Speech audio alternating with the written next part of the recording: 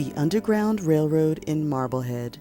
The Underground Railroad was a vast network of individuals who led nearly 100,000 people from slavery to freedom prior to the Civil War. The journey toward liberty began with an enslaved person heading north. They were guided by a conductor to a series of stations, private homes where they could rest until it was safe to continue their dangerous, uncertain trip. The end goal was often Canada, where the dreaded Fugitive Slave Act could not be enforced. Men who worked as slave catchers came in droves to Massachusetts, including Marblehead. Their intent? To forcibly restrain anyone even suspected of escaping, and return them to the South to face the horrors of enslavement. As a port city within reach of the Canadian coast, Marblehead was a prime destination for freedom seekers. They arrived on foot or via boat, or perhaps hidden in a wagon with a false bottom. Others traveled via the actual railroad, assisted by a network of sympathetic trainmen.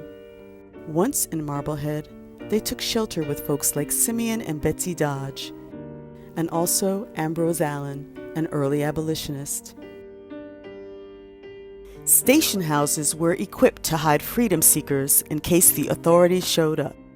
At A.C. Orn's house on State Street, secret meetings about the Underground Railroad were held. Neighbors friendly to the cause stood lookout, ready to sound a warning. Advocates in town were vocal opponents of the Fugitive Slave Act. One night, a sheriff showed up unexpectedly in Marblehead, recaptured a fugitive slave, and quickly carried him off.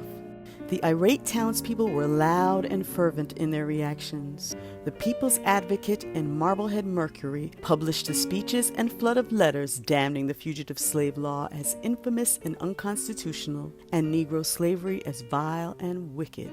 The clergy were asked to speak out from their pulpits, and anger swept the town. When it was deemed safe to head north, freedom seekers left Marblehead under cover of darkness. They were rowed out to the deeper water beyond Browns Island or Gary Island. From there, they boarded a larger sea-going vessel for the trip to Nova Scotia, Canada, and freedom. There are 21st century parallels to the Underground Railroad. African Americans continue to pursue freedom from systemic racism in our nation. Participation by white folks who summon the courage to join in is just as essential now as the actions of those brave Marbleheaders in the years leading up to the Civil War. Another moment in the history of early African Americans in Marblehead.